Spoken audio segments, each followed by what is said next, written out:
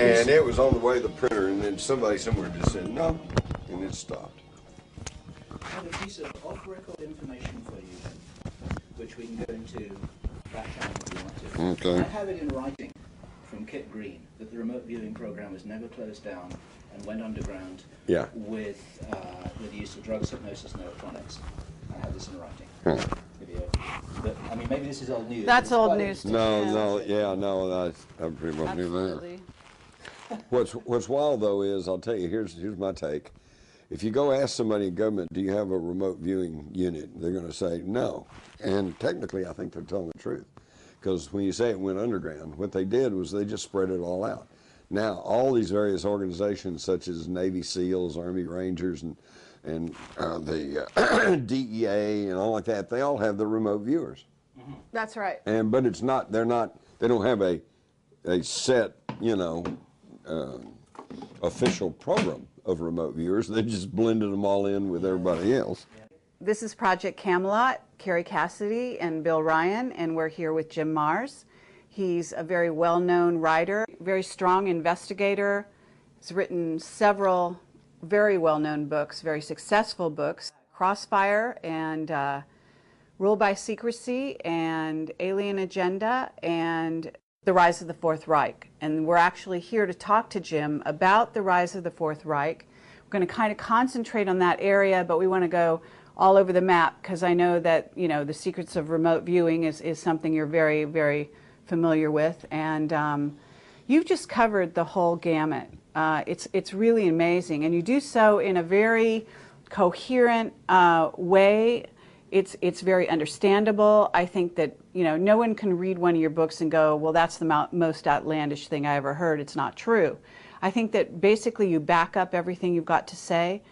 You were a journalist originally, is that right? Still am. Okay, still working journalist, right, on top of your books. Unfortunately, there's no real journals around anymore. Only corporate advertising delivery systems.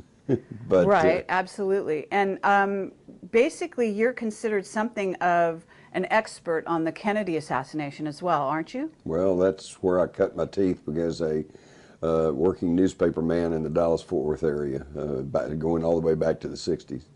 Amazing.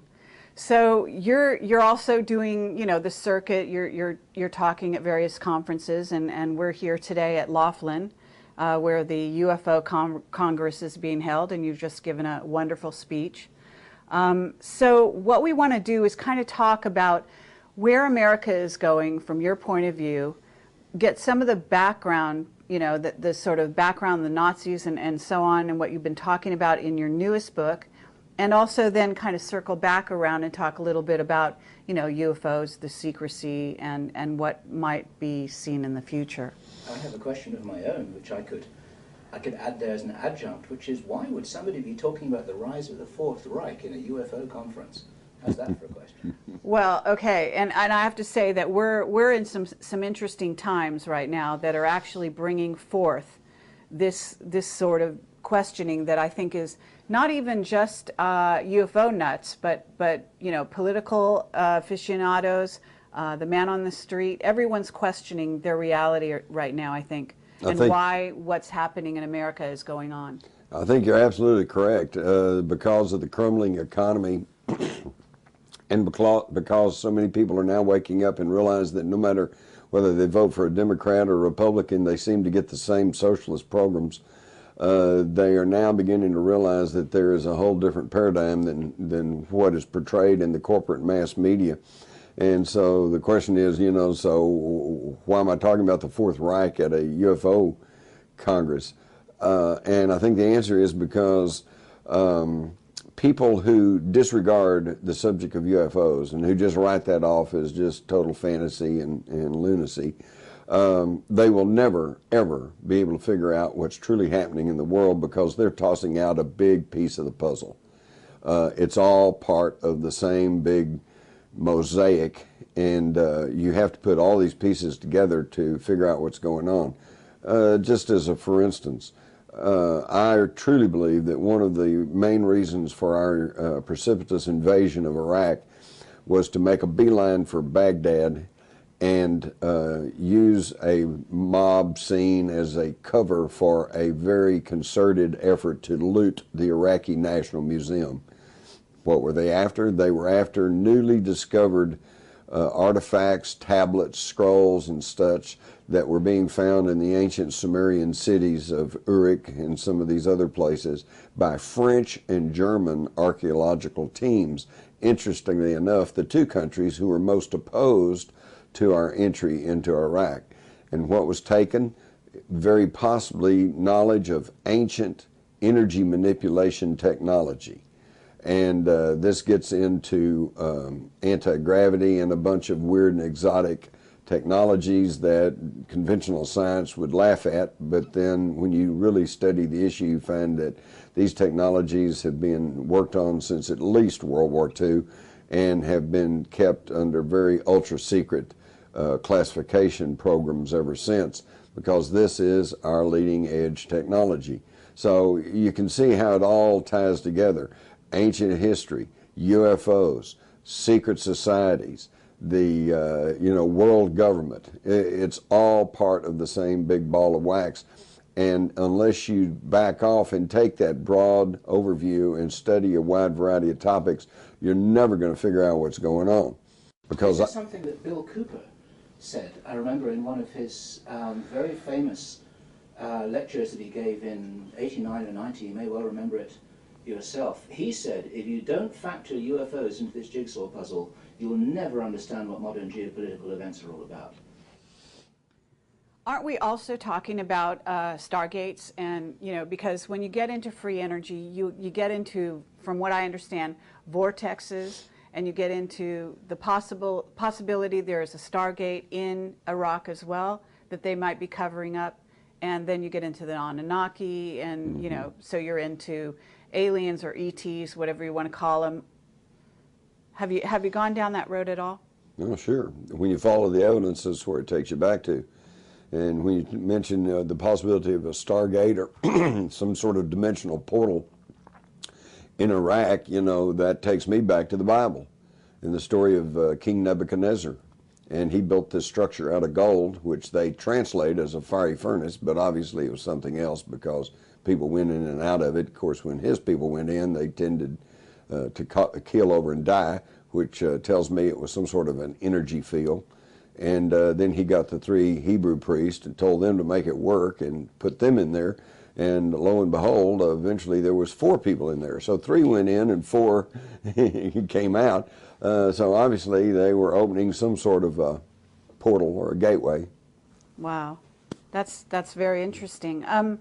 So where do you want to take us with this? Because I know that there's a whole movement in your speech where you're talking about manna from heaven, the monochronic gold, monatomic. How do you say it? It's the single atom gold, monatomic gold. Okay. Orbitally rearranged monatomic gold, single atom elements. These, by the way, this is nothing that's just outrageous and unheard of, because monatomic gold, silver, heavy metals, they're in everything. They're in water, they're in food, we ingest them. This is just something else, another layer of our 3D material existence that we had not been aware of prior to the 70s and 80s. But then that's nothing new. You go back 100 years, they weren't aware of atoms. So we're learning. I think the thing is, and the reason that we need to look into this exotic stuff and the question of ETs is because I think that we are in a conditioning process right now that, yes, there may be life in outer space, and this presents a danger, because I know and I have seen the government documents, there are plans, contingency plans and government files that at some point when they can't make the international enemy list work, as they, at one point back in the early 20th century, it was the international Jewish conspiracy. Well, that fell apart. And then it was the international communist conspiracy, and then that fell apart. And now it's the international terrorist conspiracy, and yet if you stop and think about it, how are we supposed to believe that's real when they will not do anything to secure the borders of the United States? So that's a sham too. And when that begins to fall apart, then according to authoritarian sources, the next thing is going to be a threat from outer space, just like Ronald Reagan warned us about in his speech to the United Nations. So if you don't want to be panicked and stampeded by this phony threat from space, then you'll study the UFO issue and you'll find out the truth about the issue. And then when they say, oh no, there really are aliens and they're coming to eat you and you have to give up all the rest of your liberty so we can protect you, you can say, nah, I don't think so. Right, absolutely. But so, I mean, through remote viewing, you became a remote viewer yourself, is that right? I have, in my study of remote viewing, I did participate in some remote viewing studies and in some testing, and interestingly enough, I tested pretty well. I'm not surprised, because you've got a great sort of objectivity about the way you look at different topics, and from what I understand, I've studied remote viewing a little myself, and I understand that, you know, it really takes sort of an impartial look at what's in, you know, on the other side, so to speak. I was kind of surprised to find out that I tested so well in remote viewing, but then as I thought about it, it really wasn't that surprising because as a journalist and a newspaper man, I had long since learned to somewhat trust my intuition. And my intuition rarely let me down, and that's, of course, that's getting to the soft psychic signal that's at the heart of the remote viewing experience. Absolutely. So where are you with that as far as using that in what you're you're going down this road, you're sort of investigating the Nazi connection behind our government and what's going on now in America. And so how does the remote viewing sort of help you in that sort of journey? Well, it's actually not much at all, which is surprising and probably pretty stupid. But it's like, you know I should exercise a whole lot more than I do, but I just don't because I'm too busy doing other things, and it's the same thing with remote viewing. I really probably should sit down at least once a day and try to keep my remote viewing skills up to, you know, razor edge, but I don't. But you are using your intuition, right? Right. In your investigation. And it's helped me learn to even give more trust to my intuition. Right. So where are we going as a country right now, and why? The United States has always been, at least been attempted to be dominated by a wealthy elite, and that goes all the way back. Alexander Hamilton and his rich friends, they wanted to run the country because they felt like that the rich people knew how to handle things and somehow had better sense than everybody else. So that's nothing new, and as a result, the United States has always had a somewhat conservative bend to it, and that's okay too, because especially when you have a great country with full of resources and everybody's prospering, and you know, you want to, let's conserve everything we have, so there's nothing inherently wrong with that. But unfortunately, with the influx of National Socialist, which in the German language the acronym of which is Nazi, with the influx of Nazis after World War II being aided and abetted and funded by Wall Street financiers and people who consider themselves globalists. They have no particular interest in the United States per se. They want to try to run the world. The first into the military-industrial complex, and then into the defense industries, and then into academia, and then into other professions. This National Socialism has been worming its way into the United States since after World War II. And it really came to fore when George Herbert Walker Bush became president, whose grandfather was actually prosecuted by the federal government of the United States in late 1942 for being a financial frontman for Hitler and the Nazis, and then his son George W. And during the 8 years of the George W. administration, we saw the rise in the dominance of neocons or neoconservatives, which is nothing less than just another name for National Socialism. So we saw this whole country tend towards the right, towards towards fascism, and because fascism is defined as the blending of state and corporate power. And I don't think there's anyone who can argue that that's not the case in the United States today. The big difference is in Nazi Germany, the state gained control over the corporations, and it was that combination that created that fascist state. And in modern America, we have the corporations gaining control over the state through lobbyists and through PACs and through the groups that they now control the government. But the end result's the same, a blending of corporate and state power, which is fascism. Now, after 8 years of this fascism, people were beginning to chafe, and even the people who thought they really wanted to support George W. Bush because he said all the right things began to realize that all he was doing was pushing socialist programs and waging unprovoked wars of aggression. So there was a backlash, and so now we have shifted from National Socialism to Marxist socialism under Barack Obama.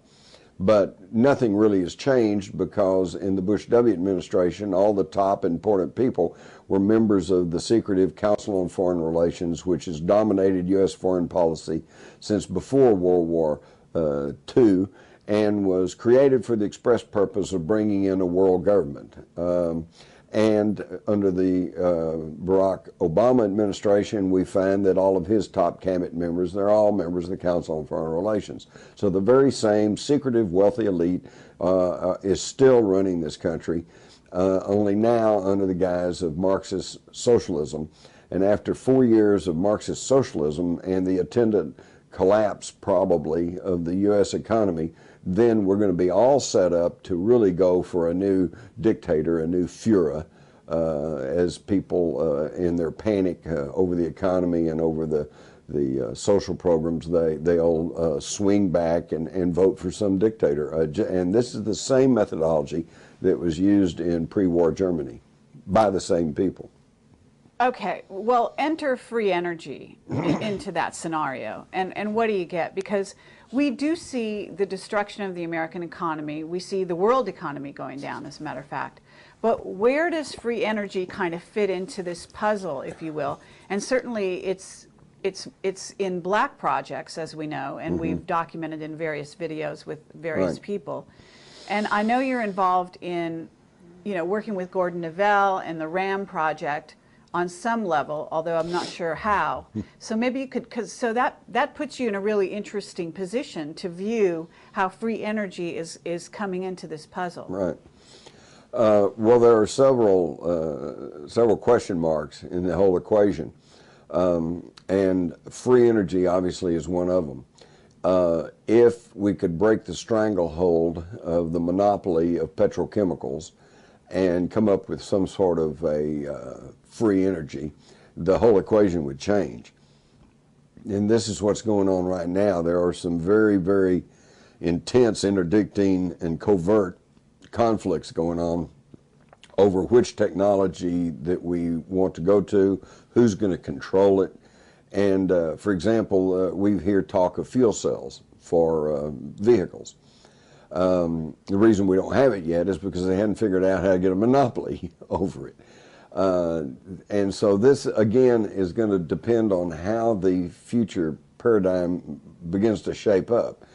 I would like to see some sort of economy set up that's not monopoly-based, that everyone has a little bit of everything. In fact, to give you an example, to me, the biggest example and proof of conspiracy in the world today is the fact that even while people are sitting here watching this interview, in the back of their mind, they realize that somewhere there are literally thousands, if not millions, of children starving to death. Now, Absolutely. Is it because the earth cannot produce enough food to feed those children? No, of course not.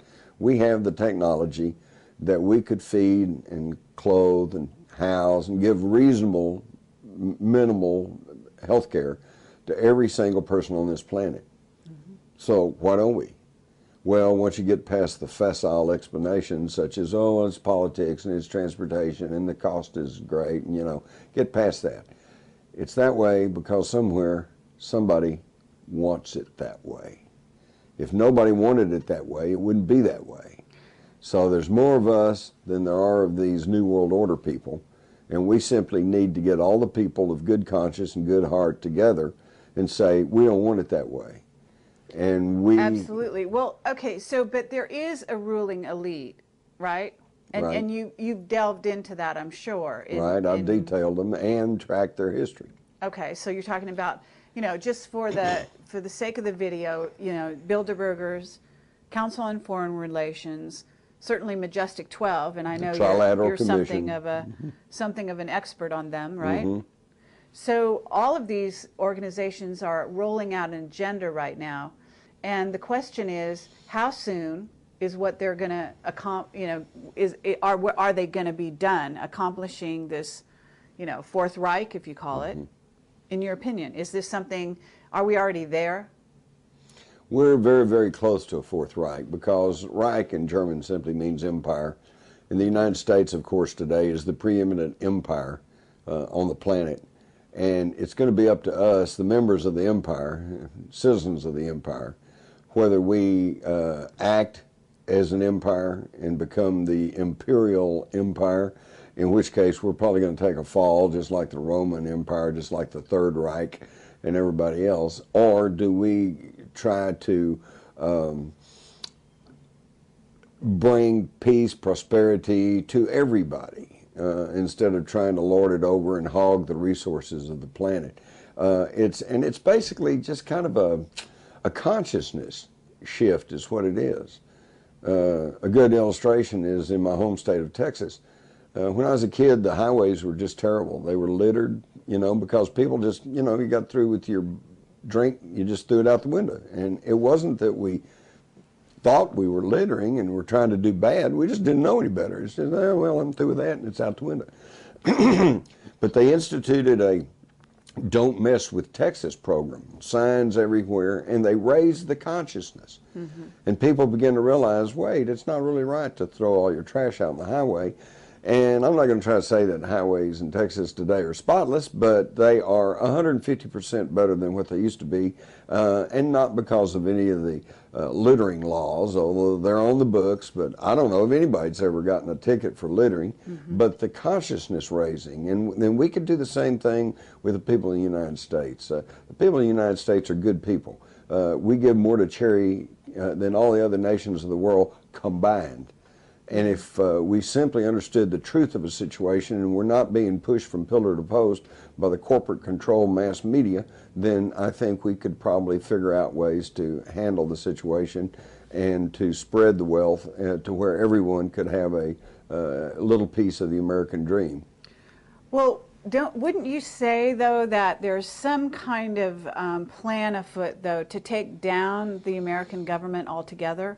I mean, that's actually what's being fought behind the scenes. That's absolutely true, and that's what's going on, because the United States has been the biggest stumbling block to these globalists who want to see a one world government, one world socialist system. And the reason for that is because in the United States we have a tradition and history of individual freedom. And we have the Constitution and the Bill of Rights, which gives us a legal basis for our individual freedom and liberty. And 3, we have guns. And we can see to ourselves that we have individual freedom and liberty, but right now there is a movement afoot under the new Obama administration to register firearms, to register ammunition, and to basically try to disarm the population. And if that ever comes to fruition, then we're just going to become serfs in a new middle age of feudalism. Well, what about China? Because there's talk that China may be set to invade at some point in the future, that we may be having war with China. Have you heard anything to that effect? Well, some Chinese generals are even on the public record saying war with the United States is inevitable. I don't know why. Right now we're totally dependent on each other. We're dependent on China to produce just about everything that we use. Go in any store and pick up a product and look on the bottom, it'll say made in China. Right. Okay, but then likewise they're dependent upon us, because if we're not there to buy all this junk from them, they don't have a market. So I think some of this belligerence is concocted, because actually if you want to know here's the real game plan, okay? Okay. And this was articulated back in 1948 by a man named Eric Arthur Blair, who was a British Fabian socialist and very well connected to the royals and to the aristocracy there in England. And I think he actually had a pretty good view on what the overall game plan was. And so he wrote it all down in a book under the pen name George Orwell. Okay. And of course, that was 1984. And in there, if you'll go back and reread 1984, you'll find that they had divided the world into 3 economic blocks. In 1984, they called it Oceania, Asiana, and East Asiana. In today's real world, it's the European Union, the soon-to-be North American Union, and the future Asian Union. And then what they do is they play 2 of those blocks off against each other perpetually to create the tension necessary for arms races and for defense spending and lots of loans going through that generates profit and control over the population. Right. That's the game plan. Okay, well that's a great overview of what's in operation right now. Do you believe that there's also, the Georgia Guidestones, basically what they say, which is elimination of the population as one of their objectives? Right. Whoever built the Georgia Guidestones, again, I think was privy to this New World Order agenda. And this is where I do depart from their thinking. I have an interview with General Maxwell Taylor that was done in the early 70s, and he being not only our last ambassador to Vietnam, but also a ranking member of the Council on Foreign Relations. And I think he was fully articulating their thinking. And he said, basically, that by the beginning of the next century, well, that's now, he said we have to eliminate, about 1/3 of the world's population. Because he said the basic overall problem is overpopulation, and that lays at the heart of all the other problems, pollution and economy and everything. And he said this will be done by limited regional conflicts like Iraq, Afghanistan, disease, AIDS in Africa, and starvation, which is prevalent in many of the third world nations. And he said, I'm not sure we could save these people, and I'm not even sure we should try. And so that is their thinking, to decrease the world's population. Now, here's the fallacy in their thinking. There really is no overpopulation problem. I heard this stated some years ago. I didn't quite believe it, so I checked, but it's absolutely true. The entire 6.5 billion human population could actually live comfortably enough in the state of Texas. Really? Really. So it's not a overpopulation problem, it's a population concentration problem. You have most of the world is jammed into these huge metropolitan areas, big mega cities, okay? Right. There are other ways of doing things, okay? I could picture a world where you and Bill could live out in a beautiful countryside, a rural setting, okay? Got your little lake there, and you've got an orchard, and you've got a garden, and you're just doing great. And when it's time to go shopping, then you get on your bicycle or your little electric cart, and you go down to the little station, and you hop a high-speed electric line, zoom, that would take you to a shopping center area, like a huge mall. And you go through there, and you do your shopping, okay, and then you zoom back home and get on your bicycle, pedal back to your little place, and you have your own little energy collector generator, all right, you're self-sufficient energy-wise, and you'd say, yeah, but what do I do for work? Well, it would be whatever you wanted to do, because we're in an awkward situation now because we've all been brought up on this Christian work ethic that says everybody's got to work, okay? Well, that's a product of older times when truly everybody had to work just to survive. And in fact, that's why you had to have lots of kids, because you had to have somebody work the fields so you could produce produce so you'd have food to eat.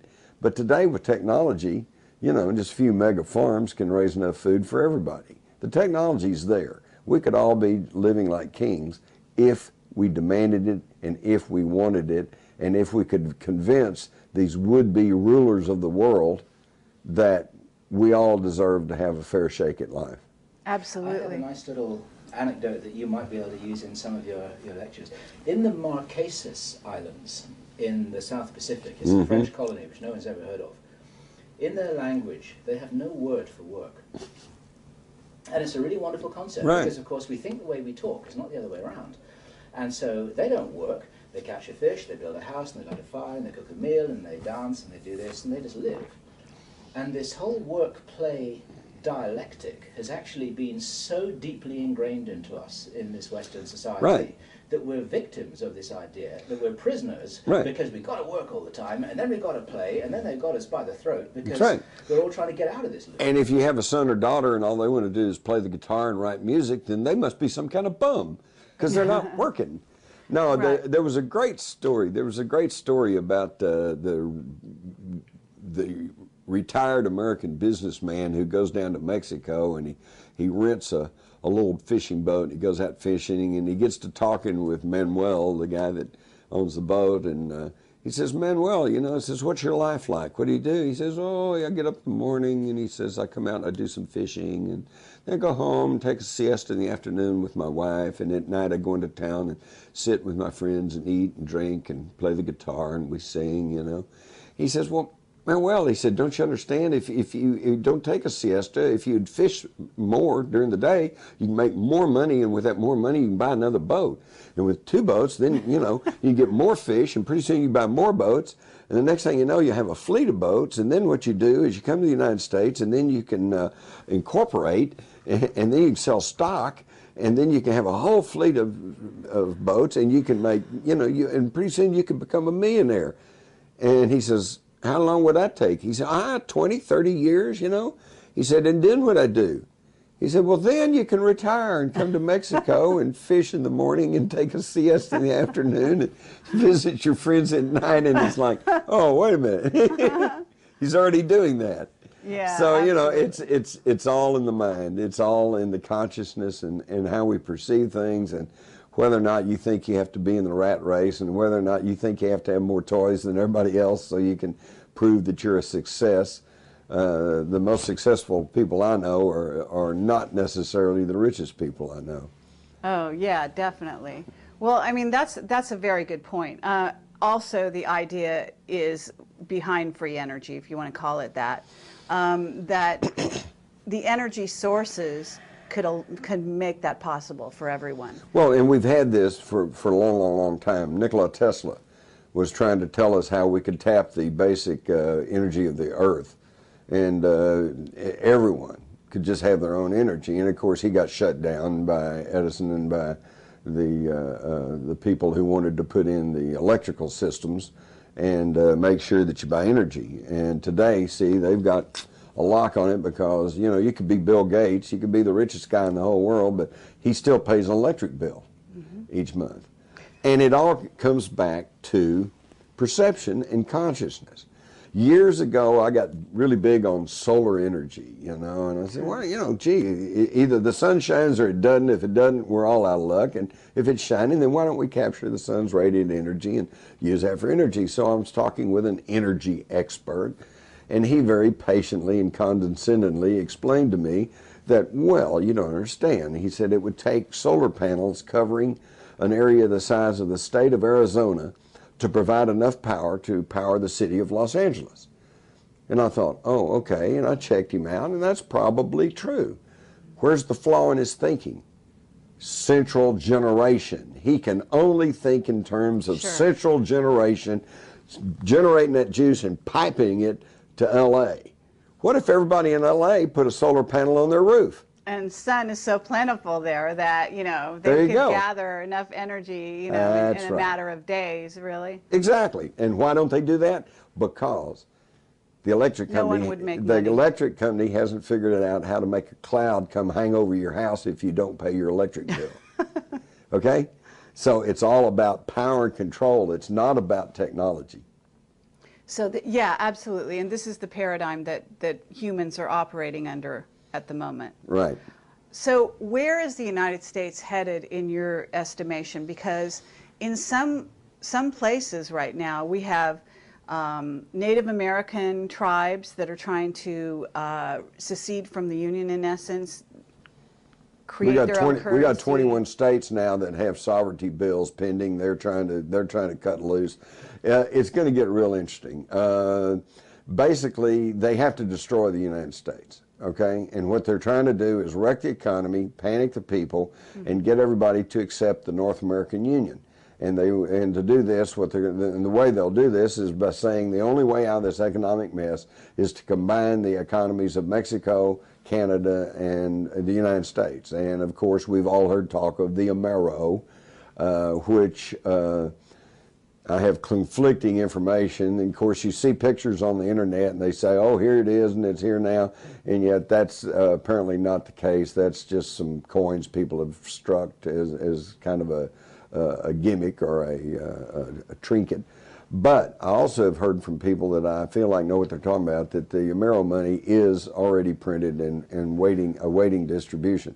This is very reminiscent of some years ago. There was internet rumors running around about this red money that was going to be pinkish in color and have red ink and dyes in it, like that. And the government denied that, and they said, no, that's not right, that's not true. And yet now it is. We do have the new money, and it is reddish and pinkish and all like that. So but states are not gonna fall for this. It doesn't sound like, and even they are balking. They are balking and they're bucking in the traces, and that's good. And the thing is, this is the salvation. Okay, we are not going to change the federal structure of the United States. It's too entrenched.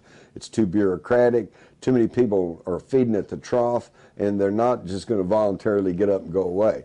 Right. And obviously, even by voting, you're not going to get anything changed much. In 2004, they voted in a Democratic Congress trying to curb the excesses of the Bush administration, and what changed? Nothing. Mm-hmm. We're still in Iraq fighting. We're still in Afghanistan fighting. Right, and we're bailing people out, or companies out, not people. Exactly. To much greater sums than they ever thought of. The Bush administration, which was hailed as the epitome of good conservatism, is the one that nationalized the banking business.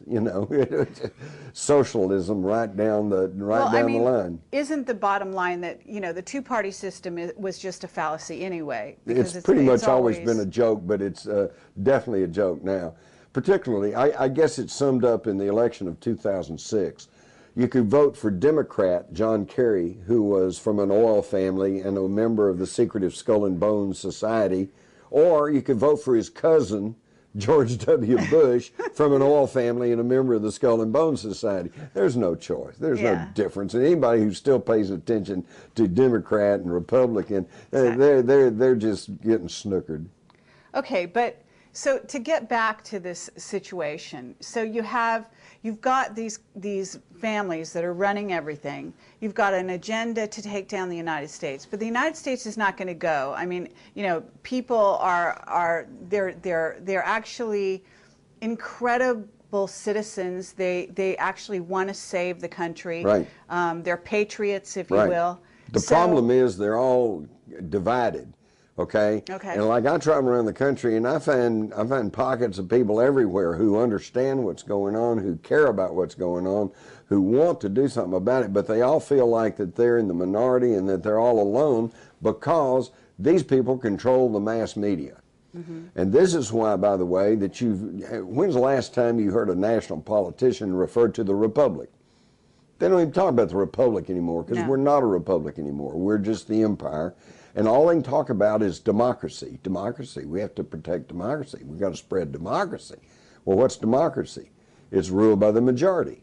So in other words, the epitome of democracy in action is a lynch mob. Mm-hmm.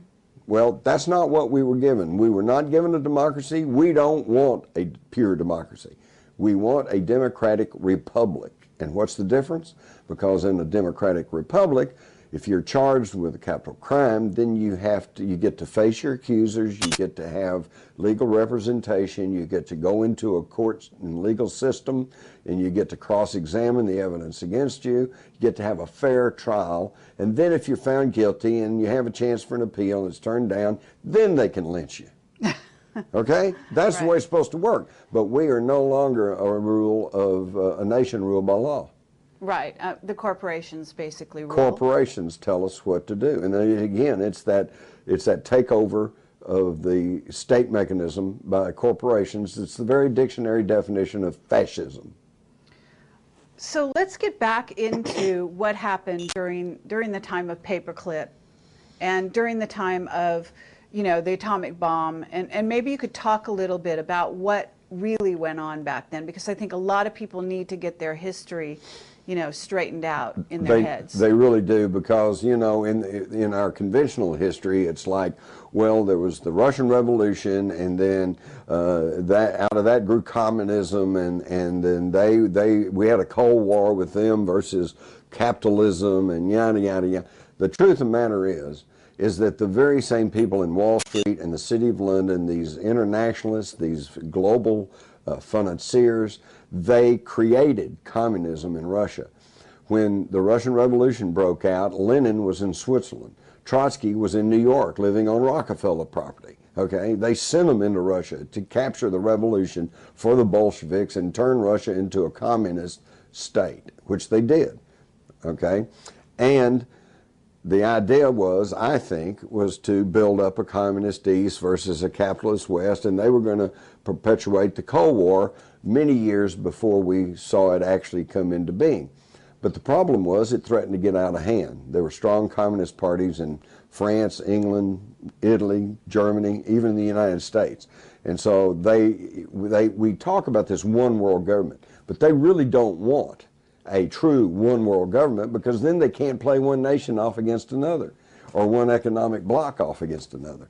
So this made them fearful, and they decided they had to stop the spread of communism.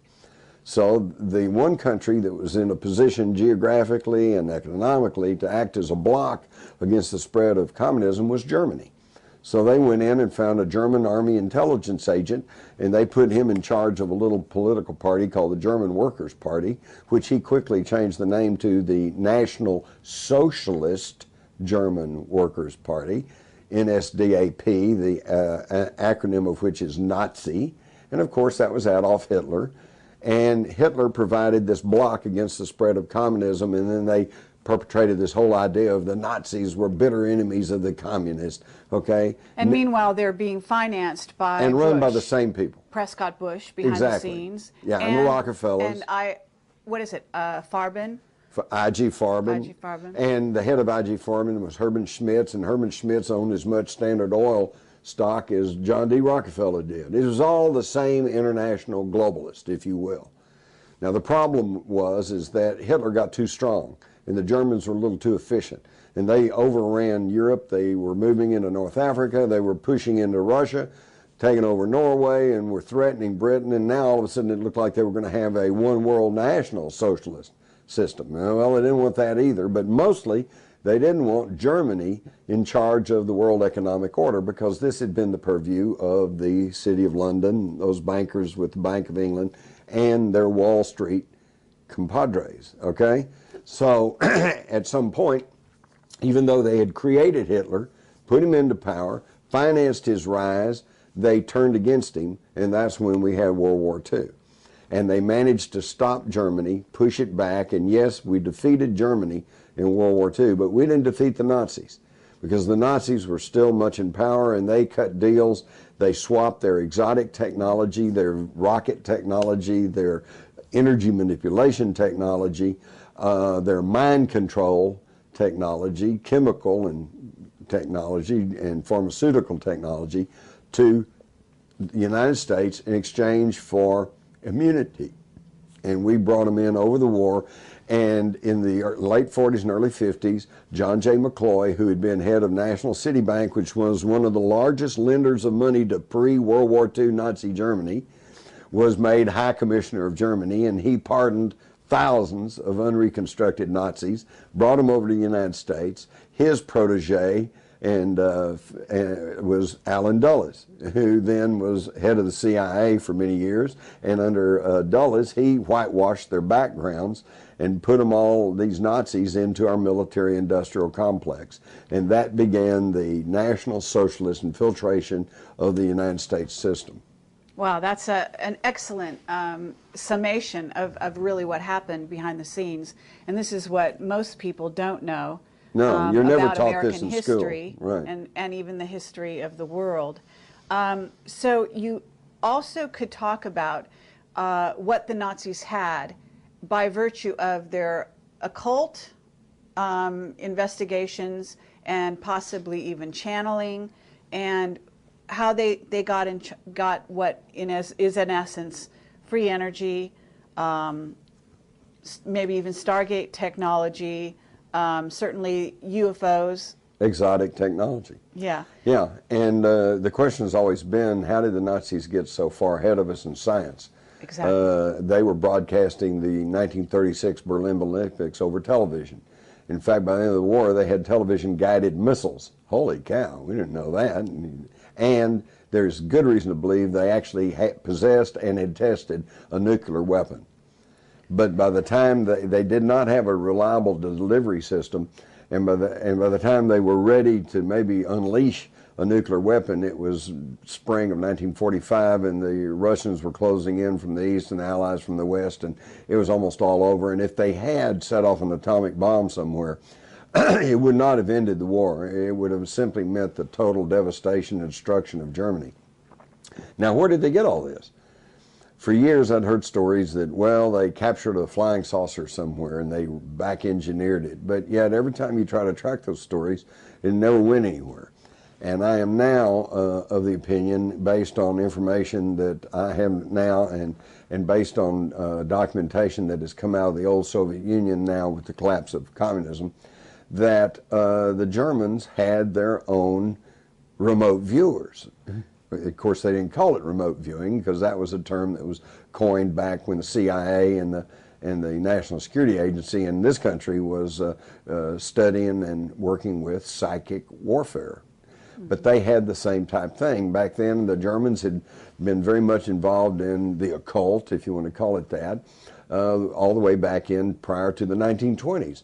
And they would have seances, and they would have all of these channelings, or whatever you want to call it. But at the bottom line of it is what we call remote viewing. It was the use of these psychic abilities. And this was the Vril Society, wasn't it? The Vril Society, and this was largely based on the philosophies of Madame Blavatsky and her Theosophical Society.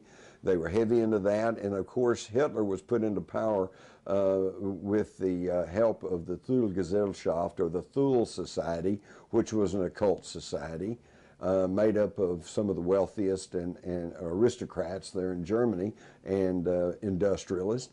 And they were big into this stuff, into spiritualism, I think is what they called it back then.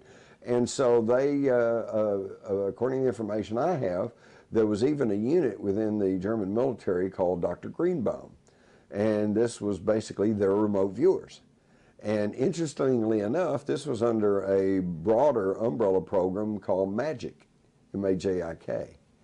And that's really interesting because, as you well know, the Majestic 12 or Magic 12 that's always talked about in the UFO literature being the people at the top who are in charge of the secrecy over UFO technology was MAJIC 12 to begin with, which is the anglicized version of MAJIK, the German version. And I'm wondering if perhaps when we brought their mind control experts and their pharmaceutical experts and their rocket scientists all over here after the war, if we didn't bring some of their psychic scientists too. Okay, that makes sense. Well, what about, I mean, Vannevar Bush, he was head of Majestic 12, and, you know, that was set up by the Truman, supposedly set up by the Truman administration, right?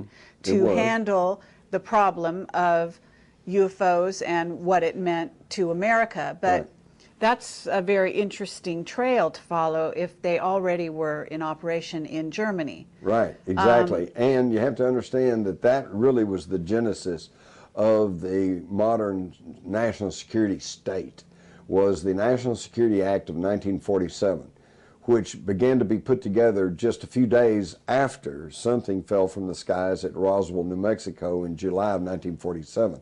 And by August, they're cobbling together quickly this National Security Act, and in September they actually held President Truman, delayed him on the tarmac there at National Airport when he was trying to get home to visit his dying mother, so they could rush on board and get him to sign this National Security Act of 1947. Why the rush? Well, because they had to get control over all of this information. And what the National Security Act of 1947 did was create the CIA, and also change the name of the Defense Department, War Department, to the Defense Department, a little public relations move. And but also in there, and what has been little noticed, was the creation of the National Security Council. Well, by very definition, that's in charge of anything that has to do with national security. UFOs, national security. Nazi infiltration, national security. High technology, national security. And since the National Security Council, and we hear this all the time, almost any time that we've gone to fight some brush fire war, and the Iran-Contra scandal, on, it's always the National Security Council that's involved. And yet, I bet you virtually no one listening knows who is the National Security Council. Well, I'll tell you, it's 4 people. It's the President, the Vice President, and the Secretaries of State and Defense. 3 of those are appointed by the President. So by signing the National Security Act of 1947 into law, we basically set up a dictatorship, because the President is now in charge of everything that has to do with national security, and this bypasses Congress and the news media and the public. And this is when we began to move into a national security state, which at the heart of which lay these Nazis, unreconstructed Nazis. So to get back to Germany, you have them discovering free energy somehow. I mean, certainly they had really amazing scientists. Right. Okay. And they were looking into other dimensions, using psychics, using remote viewing, using possible channeling. And what you're saying is they may have been also getting technology out of those dimensions, information that they needed to build things. Right. Right? Mm-hmm. And there is a connection to Egypt, right? And to the Sumerians, cylinder seals. All of this is part of the Earth's history. Right. And it all fits together.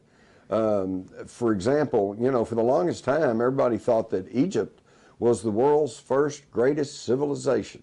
Well, and that's because it wasn't until the mid-1800s that they began to discover these strange mounds over in Mesopotamia, which is now modern-day Iraq, and they began to excavate and find that there's huge cities under there.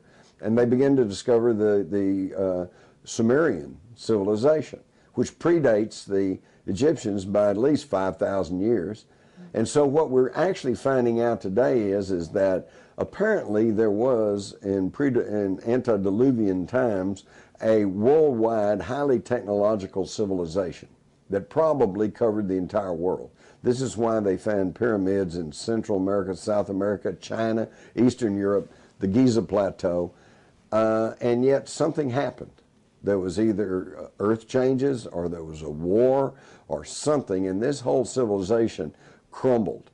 And what we know is our written history, the Sumerians, and then the Babylonians, and then the Assyrians, and then the Phoenicians, and then the Egyptians, and these were all degradations of the same civilization.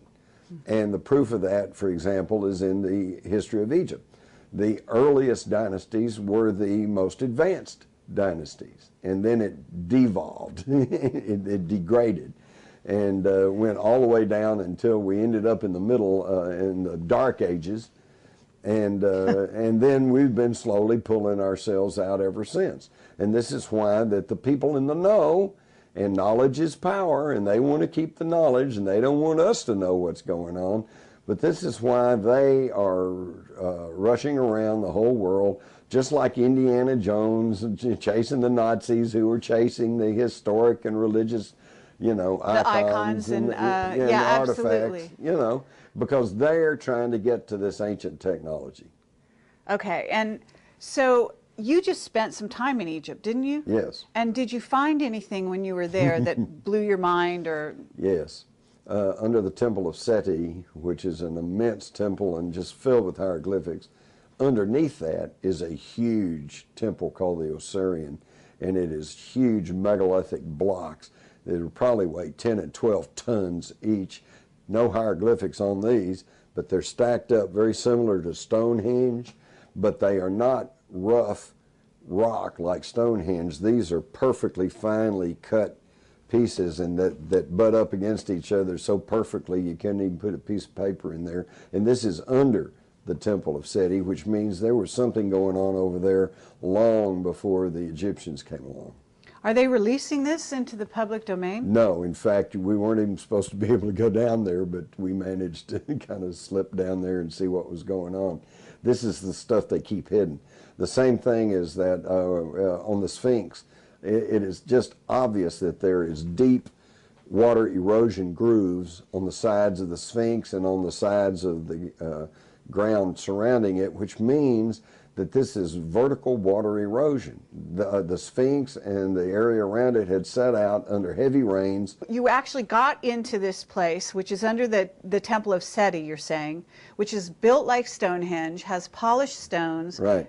No hieroglyphics. It obviously predates the Seti temple, and so there's, again, more proof that there was something going on of a highly technological nature long before the Egyptians came along. So do they know, are they dating it at all? Did anybody give you an indication when No, it was there dated? is a huge resistance to all of this, and I couldn't quite understand the resistance until I visited in Egypt and realized that they're totally dependent upon the tourist dollar and upon the whole idea of the pharaohs and Cleopatra and Nefertiti and da-da-da-da-da-da-da, and they just really can't afford to back off of that. They don't want to admit that there was anything going on other than the conventional history, and of course everyone else who's an Egyptologist or whatever, they've got an entire lifetime, they've got books written, they've got a whole career based on their theories and their interpretation of what the Egyptians were doing, and to say that that really wasn't quite the truth of it, then that just throws it all into a cocked hat, and they're totally opposed to that. However, the geologists who go and look at this very obvious water erosion on the Sphinx will tell you that that's obviously water erosion, and historically there has not been any heavy rains on the Giza Plateau for 10,500 years, which means the Sphinx and probably the Great Pyramid predate the Egyptians by at least 5,000 years. In 5,000 years, it's hard for us to think of 5,000 years. Most people today think about the war between the states. That just sounds like ancient history. Mm-hmm. And yet my grandmother told me about when her father came back from the war. So it really hadn't been that far back. And yet to us it's ancient history, and that was only about 150 years ago. So to talk about 5,000 years, my God, we have a hard time even contemplating that. But there's no question that it points out to alternative origins for the human race and the human species.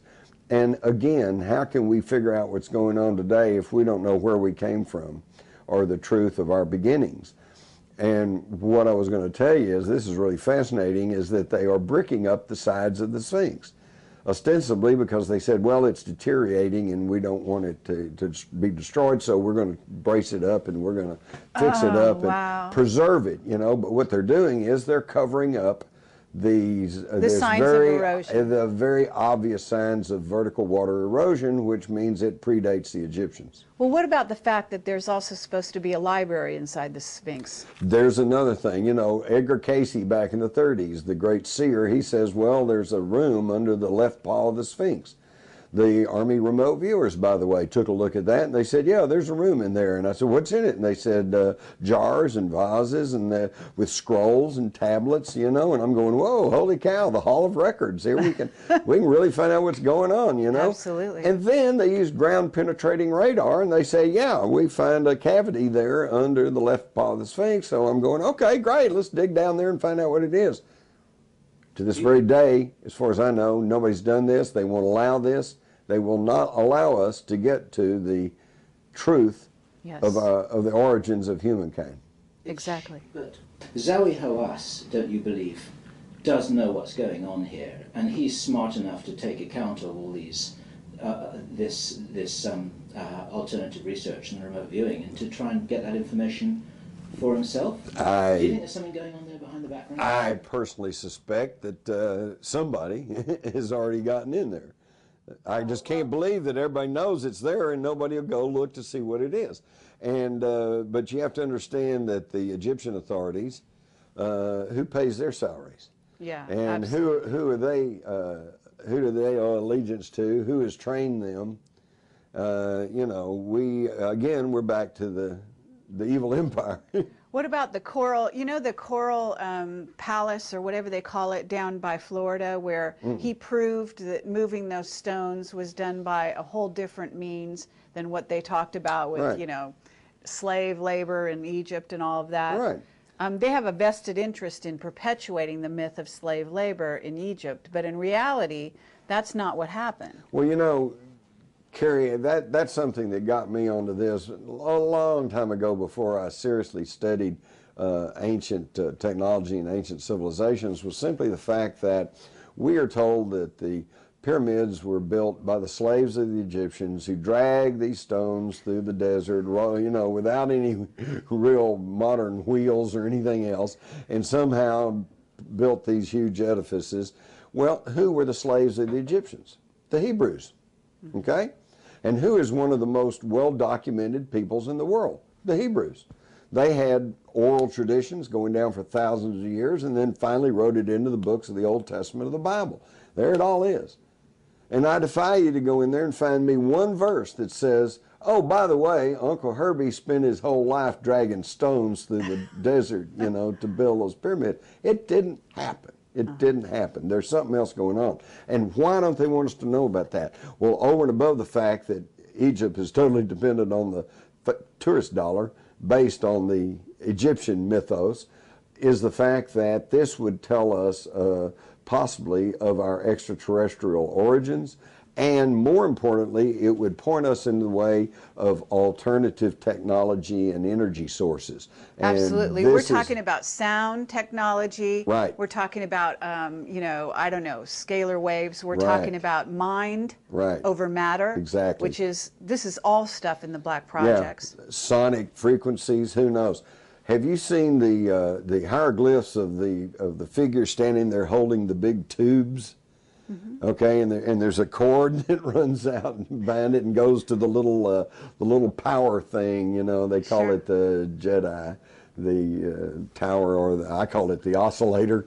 Okay, when I saw those, if you go up and look real close, unlike the rest of the caricatures on the hieroglyphics of figures, where they just have the outline of the person cut into the stone, this has a double outline to it. And we were remarking on that and wondering does that mean? And I'm thinking, being a cartoonist among other things, is that when you want to show movement, you draw extra lines. You know, if you draw a hand and you got some lines here that's like the hand's moving. So by drawing a double outline, they're showing that they're going, they're actually using this equipment. Right. See? This is very carefully, it's just a second outline. Okay, it's not like they try to do something else, but there's a lot of interesting things over there. Some of the temples have been defaced by Knights Templar Maltese crosses carved in over the hieroglyphics. And of course, see, we're talking about stuff that's handed down for thousands of years and has been debased and defaced and vandalized by, you know, everybody and anybody, and so we're just scratching around in these ruins and trying to piece together what actually happened. I guess the corollary would be, you know, 5,000 years from now, they'll find a Coke bottle buried in the dirt somewhere, and they're going to be whole scientific papers written about, I wonder what this was about. Obviously, since it's in the female form, it must be some kind of fertility goddess icon, that they worship. This is, we're just making this stuff up because we don't know. Yeah, absolutely. So where do we go from here? I mean, you covered the gamut, and this is an amazing overview of an interview and that you've given us. And I don't even know, I mean, you clearly show us how you can go from Egypt to the Nazis to the American government, and you can draw a through line from one to the other. Yeah. I mean, it's an amazing thing. So what is your solution at this point? Because I see that you can actually foresee that we could change the world into Sure. such a place Sure. where we could have, energy, access to free energy, access to living, keeping all the people alive on the planet, and having them fed, clothed, housed. So, I mean, we're not doing it, but this is Why not? a big step. Why not? in the Why right aren't direction. we doing it? That's, You know why? Because we sit back and we let criminals and Nazis gain Exactly. control over the corporations and over the government that's supposed to be looking out for us and taking care of us. And hey, there's more of us than there are of them. Just say no. I think there's Throw the bums out. also the myth of freedom, because if people start to realize, and I think certainly they are realizing, and this is the danger of this economic downturn that's hitting America, is that Americans are going to realize they're not so free, okay? That they've been programmed by the media, by this, by that, and they're also curtailed by their government, and probably these limitations are coming down even harder and faster. So if you realize you're not free, that's the beginning of waking up. That's right. And if you think you're free, just ask yourself, can you just pick up and move? Can you just pick up and go move to another state or move to another country? And chances are you're going to go, oh, no, I can't do that. Why? Because, well, I'd lose my job, and I couldn't make my payments, and I couldn't make my mortgage, and I couldn't pay my rent. And you're not free. You're not free. You don't even have any idea what freedom is. So, we've got to get back to the idea of freedom. And this economic turn down or even collapse may end up being a really good thing. Because Absolutely. I know a lot of people who, they've been taught to keep their nose to the grindstone and be loyal to their company and work and put in a good hours of work for your boss, and that you'll be taken care of. And now they're finding out that no, it doesn't work that way. You'll work your tail off until you're 64, and then a year before your retirement, they're going to let you go, downsize you, so they don't have to pay you that retirement. And this is happening more and more often, and people are beginning to realize And they're doing away this. with your savings and your Social And your savings are going away. Your Securities, all gonna 401 be gone. is, it's down 40% or well. And retirement's more. no good for anybody anyway. No, there's no retirement. There's no money in Social Security, and everybody says, yeah, well, I've got these insurance policies. Yeah, big deal. What if the insurance company goes broke? What have you got? You got a piece of paper. That's all you got. So, number one, start acquiring tangible assets. Get a little property you own yourself. Get something you can grow tomatoes on. Get a home. Get a building. Get something you can actually have some tangible assets. And then start working, doing things that you enjoy doing. This is so cool. I know so many people who, for years, worked for the company, and then the company just cut them loose. And they've found out what good that does and what loyalty does for you. And so then, in desperation, they run around and they try to find another corporate job, and that gets tough, and particularly the older you get, the tougher it gets. So then, all of a sudden, they finally have to, out of desperation, they start thinking for themselves, and they go, well, what do I like to do? Well, I like to grow flowers, So next thing you know, they're growing flowers, and they're cutting flowers, and they started their own little flower delivery business, and the first thing you know, they're doing pretty good, and they're making a living, and they're getting along, they're not getting rich, but they're surviving, they're doing just fine, and they're doing what they love to do. And that's a real key. That's a real key thing, Yeah, and really, absolutely. really important. And then, as times get tough, if we just all start networking and working together as a community, you grow some chickens, and Bartering. I'll swap you my tomatoes for your eggs, and we'll all just get along. That's true. Years ago, I had kinfolks down in East Texas, and they were just scraping out, living there in the dirt, red dirt in East Texas. And I remember asking them when I was a kid, I said, how'd you guys get along during the Depression, you know? And they just laughed. They said, hey, what Depression? Says, we didn't have anything to begin with. We didn't have anything to do with the Depression. We just kept doing what we were doing, and we got on through. And we're all going to get on through. And we're all going to do, actually, we're all going to do good. In fact, we might even end up doing a lot better because we're not going to be, you know, but here's the key thing. Step one, turn off the TV. Just turn the sucker off. And you know what? After a couple of weeks, you're going to find out two things. You're going to find out, number one, you hadn't missed anything. If World War III starts, believe me, you're going to know it. Okay? So you're not going to be out of the loop. All you're going to be missing is all that celebrity news and the latest shooting somewhere, and you know, who cares? And number two, you're going to find that all of a sudden you got some time on your hands and you're going to start reading. And as you start reading, it's going to stimulate your brain processes because it's not a passive thing. You have to actually read and think about the words and then think about the concepts. And you're going to start thinking, and you're going to start, wow, you're going to start thinking about things, and you're going to get a better appreciation of what's really going on and what maybe you could do about it. All right. Thank you very much, Jim Mars. Thank you. That's really fabulous. That's a good one, Jim. All right. Thank you. Thank you, sir. That's great. That was a marathon. Well, it was, but it's always great to actually get down and talk about the real stuff, you know. Yeah. Well, I'm real happy you did that. Thank you very much for going in all those places for us because, you know, you kind of went off the record a little there. And, Well, and I did. But, you know, what's funny is when you said you draw ancient Egypt and the Nazis in America, and it's like... It's an amazing thing. It is. And the thing is, though, it really is, because, like, if you saw my presentation, I pointed out how the treasure of Solomon, which came out of Egypt, and then is buried in Jerusalem, and then is half of it's taken to Rome, and then from then Rome it makes it goes the Nazis possible, right? Yeah, and then the Nazis end up getting it. And then it comes to America, right, on those Yeah. on the U-boat or whatever. Yeah. I mean, and then Argentina, and now supposedly all these people are going. Their whole solution is go down to South America and get away from America, right? But hello. You go down there. Guess who's down there? You're The gonna Bush really- family in Paraguay, right? Exactly. With how many acres they get? Something like, I keep hearing I don't even various know. things. I thought it was 9,000 acres, and then I heard it was 98,000 acres. And you so- have to look at that and say, well, there has to be a plan there as well. Yeah, They were exactly. planning that the whole time. Well, they're ready to bail out of the United States. Exactly. See, this is the thing. They got a movie they're going to show here, which is really interesting. It's got a really fascinating theme to it, which is that this whole thing building up to Armageddon, and that the economy's collapsing and the environment's collapsing, and da da da da da. This is all a scam, not to the public, but to the New World Order people. And they really think that it's all about to come down. So they all have been secretly working on Jumping those ship? things. They're jumping ship. So they all leave the planet.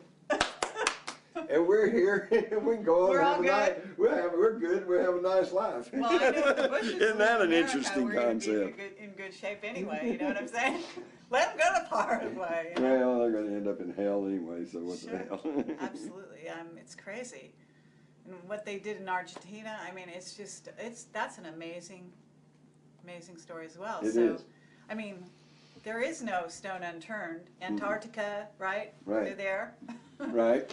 So, It's a crazy. whole amazing Okay, thing. well- Well, thanks for the coffee. and thank you, Jim. This is. And I'm this has good. been Oh, great. gosh, in fact, I guess I got to run somewhere else now.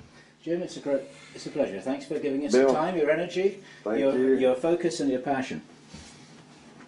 That's all a man can give. All right, we're in California suite or Arizona suite? We're in Arizona. We're in right now. Arizona. We're above the Okay. convention, Might have right? to All go right. away Y'all to the take side. care. Okay, take care. Just be kind.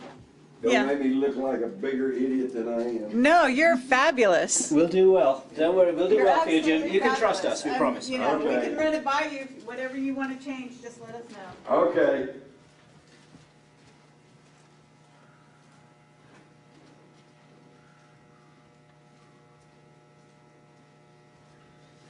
And we said just do something. Do something. Do what you can Whatever it do. is that you take me to do, just figure out what Exactly. Maybe it's just writing letters to the editor, you know, but Absolutely. or getting out marching and carrying a sign. I don't know. It's just whatever you can do. But by God, do something.